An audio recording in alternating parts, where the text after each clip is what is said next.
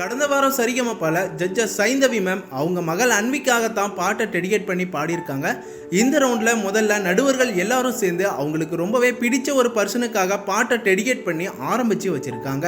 அந்த வகையில் விஜய் பிரகாஷ் சார் அவங்க அம்மாவுக்காக பாட்டை டெடிகேட் பண்ணி கள்ளிக்காட்டில் வளர்த்த தாயே அப்படிங்கிற சாங்கை ரொம்பவே ஃபீல் பண்ணி பாடியிருக்காரு. அதே போல் ஸ்ரீனிவாஸ் சாரும் அவரோட ஃபேமிலியில் இருந்து எல்லாரும் அவருக்கு ரொம்பவே சப்போர்ட் பண்ணியிருக்காங்களாமா. அதனால் அவரோட ஃபேமிலிக்காக இந்த பாட்டை டெடிகேட் பண்ணுறேன் அப்படின்னு ரொம்பவே ஃபீல் பண்ணி பாடியிருக்காரு. அந்த வகையில் தான் சைந்தவி மேம் என்ன சொன்னாங்கன்னா, நான் இந்த பாட்டை என்னோட மகள் அன்விக்காக தான் டெடிகேட் பண்ணுறேன். அன்வி என் வயிற்றில் இருக்கும்போதே இந்த ஒரு பாட்டை நான் பாடியிருக்கேன். மியூசிக்கு, மைக் சிஸ்டம் எல்லாத்தையும் எடுத்துக்கிட்டு அன்வி என் வயிற்றில் இருக்கும்போதே இந்த ஒரு பாட்டை பாடி நாங்கள் கிரியேட் பண்ணியிருக்கோம். இந்த நிலையில தான் நான் அன்விக்காக கையிலே ஆகாசம் கொண்டு வந்த ஓம்பாசம் அப்படிங்கிற சாங்கை ரொம்பவே எமோஷ்னலாக ஃபீல் பண்ணி பாடி இந்த டெடிகேஷன் ரவுண்டை ஆரம்பித்து வச்சுருக்காங்க.